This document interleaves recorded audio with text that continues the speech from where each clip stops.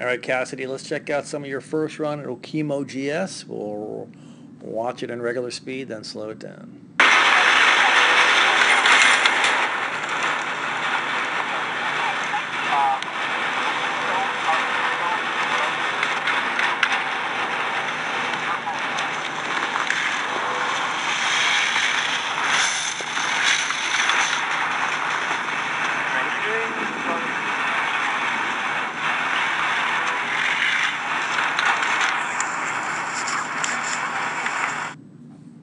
All right, a little slower here.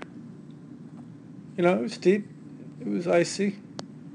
Um, coming in here, just really starting to turn way too early. Obviously, you can see your skis already twisted. If you were carving from there, you'd go through the panel or something. And I know it was steep, so and icy there, so you just probably wanted to skid through the top of the turn. And you're not the only one doing that. In an ideal world, if we could intersect rise line with our skis more pointed out and away from the panel, so we can bring some turn shape back to the panel and complete the turn tight to the panel with direction done, that would be ideal. But at the same time, if you skid the top of the turn, at this point right now, you better really stand on that downhill ski and start engaging it and stopping that skid and carving the bottom part from here on in. And we didn't do that either, so we kind of just slip slided away down to here. So we got to do really one or the other, I guess. You can see already here, tossing them sideways to the top of the turn and just sliding on by. And it's hard to stop a skidding ski, but it can be done. We really had to push really hard. You got to produce more angles. We got to get the feet off beneath us, and we need more weight on the downhill ski for sure. You can kind of see the divergence here. So you didn't have any weight really on the downhill ski, or not much. So that was running on you. So we really got to press hard. But speaking of divergence, we got to, and you can see it there, right? You're kind of cheating. You got to be committed to the outside ski. That's the only thing, only way to say it. You got to be strong on the outside ski, press hard, roll it up.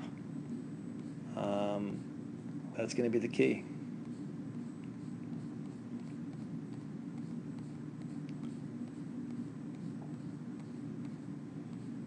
But good things, a little motion, pole plan. We just really want to make sure we're getting the feet up underneath us. That's not bad. Roll them up nice and high. That looks okay. I can see though diverging. See the tips wider than the tails. Here we really needed to set up more, bring some more shape back to the pole. We were looking to have direction done as we went past this. So a little more shape up here, and you kind of went straight, and then below the pole tossed them sideways and big spray and kind of late and low. But the main thing, my main takeaway of this is just being more committed to the outside ski. You can see you're already here kind of cheating and going to the inside, this divergence. We got to roll both skis up. If we roll the inside leg, inside ski up on edge, using ankles and knees first, matching angles of both.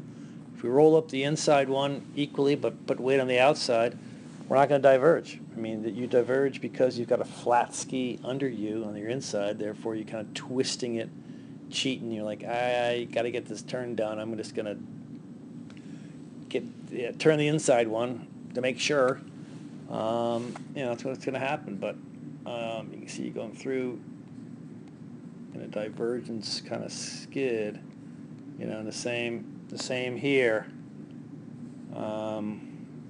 Hard to see, but that is diverging right there. Your tails are together, tips are way apart, and you can certainly see it there. You got rid of it here, but then all of a sudden the outside ski wasn't coming around because, hey, you're leaning in. All right, we're like here, so weight's on the inside.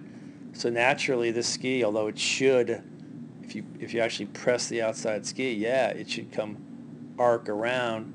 It wasn't. So you said, all right, I just got to twist the inside and somehow, you know, go this way, because you're leaning in and weight's on the inside. But, you know, some good points of the run, certainly. You know, decent motion, got a pole plant. You can move the hands a little more forward. We've talked about that. They weren't terrible, but you know, the main thing is just really rolling up bowl skis on edge. Inside foot's got to be pulled back, tipped up, rolled using ankles and knees, matching the outside. Allows us then move the hip to the inside of the turn, which we can't if the ski underneath is flat. And then press hard with the downhill ski, on the downhill ski, adding weight to that and trying to bend it. But let's work on those things, and hopefully that'll help.